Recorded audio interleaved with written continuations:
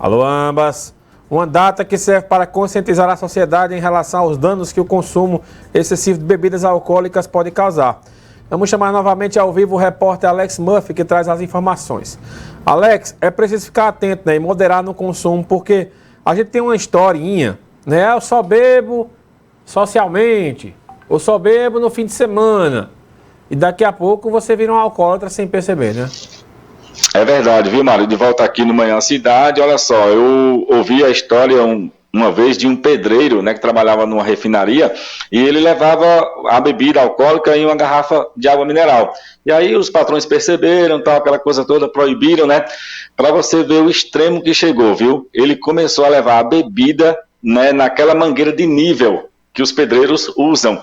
Já imaginou ao extremo, né, o nível de dependência que essa pessoa estava do álcool? Então realmente é um perigo, né? E hoje é uma data assim considerada de conscientização, mas conscientização na verdade é todo dia, né, Mário? A gente deve se conscientizar todos os dias. Mas sobre esse assunto a gente vai conversar agora com o Dr. João Tavares, ele que é especialista em clínica médica, né, vai passar mais orientações importantes para a gente agora sobre esse assunto. Doutor, muito bom dia, seja bem-vindo à Rádio Cidade. A partir de que momento a pessoa percebe que está dependente do álcool? Bom dia. Bom dia a todos os ouvintes da Rádio Cidade FM, bom dia Alex, bom dia Mário. Hoje é um dia importante para a conscientização acerca do uso abusivo do álcool, né? Que, de certa forma, a gente percebe que é uma droga que é socialmente aceita, infelizmente, e que acaba gerando muito dano para pessoas, para famílias, para a sociedade de uma forma geral, tá?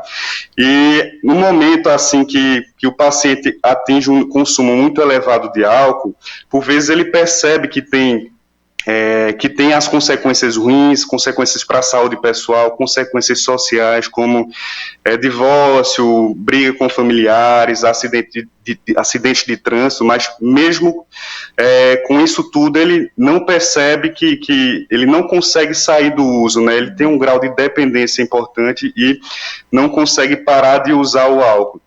Então, boa parte das vezes os pacientes eles têm isso, eles percebem que o álcool está gerando dano, mas eles não conseguem se desvencilhar do vício.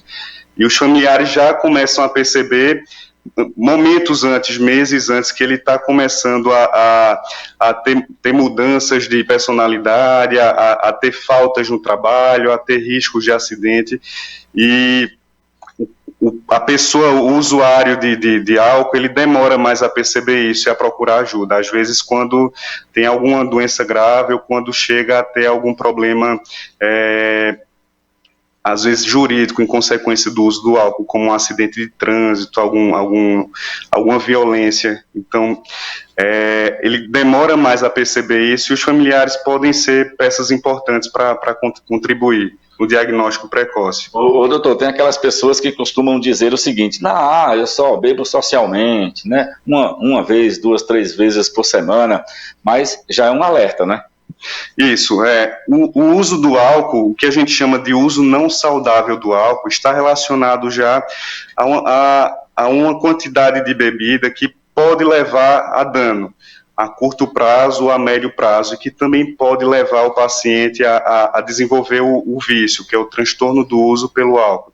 Então, existem doses consideradas mínimas, assim, máximas para a pessoa que a partir daí já pode considerar que ela tem um uso não saudável do álcool. No caso do homem, ele tomar mais de 4 doses por dia ou mais de 14 doses por semana, a gente já considera de uso não saudável, mesmo que ele não tenha nenhuma doença, mesmo que ele não tenha tido nenhum agravo por conta do uso do álcool, a gente já considera o uso não saudável do álcool. Quando ele se expõe a risco pela bebida, como, por exemplo, um acidente de trânsito, ou põe a vida de outro a risco, como uma agressão familiar por conta do uso do álcool, ou até, por exemplo, quando ele faz sexo sem proteção, numa ocasião de uso do álcool, a gente já considera de uso de risco. Então, existe o uso não saudável, que é quando passa um determinado limite, existe o uso de risco e existe a dependência, que é o transtorno pelo uso de álcool, tá? Que é quando o paciente praticamente necessita beber todos os dias, porque existe a dependência, existe a tolerância, cada vez mais a pessoa precisa beber mais para ter aquele efeito satisfatório, tem abstinência quando para de beber por mais de um dia, e mesmo tendo consciência do dano que o álcool vem trazendo para ele, a pessoa não consegue parar, tá? Ô, doutor, agora, a partir de que momento a pessoa ela deve pedir ajuda, né? A um profissional de saúde, aos parentes, né? Comentar com eles, olha, eu acho que eu estou dependente do álcool, eu quero ajuda, né? A partir de que momento essa pessoa deve pedir ajuda? Normalmente, a pessoa que tem um transtorno pelo uso do álcool, ela só vai pedir ajuda quando já está diante de uma consequência danosa, quando está no hospital devido a uma pancreatite, devido a uma hepatite, a uma cirrose, que são consequências danosas pelo álcool. Ela já praticamente atingiu ali o fim da linha, digamos assim. Está sofrendo muito pela consequência do álcool e, por vezes, ela só pede ajuda nesse momento, ou não reconhece que tem uma relação ruim com o álcool.